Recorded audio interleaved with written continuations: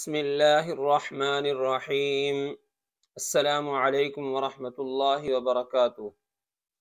صحیح بخاری حدیث نمبر 11۔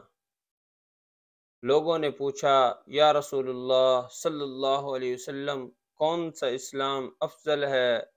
تو نبی صلی اللہ علیہ وسلم نے فرمایا وہ جس کے ماننے والے مسلمانوں کی زبان اور ہاتھ سے سارے مسلمان سلامتی میں رہیں۔ صحیح بخاری حدیث نمبر 12۔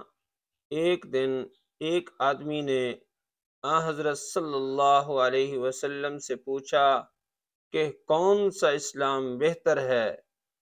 فرمایا یہ کہ تم کھانا کھلاؤ اور جس کو پہچانو اس کو بھی اور جس کو نہ پہچانو اس کو بھی، الغرض سب کو سلام کرو۔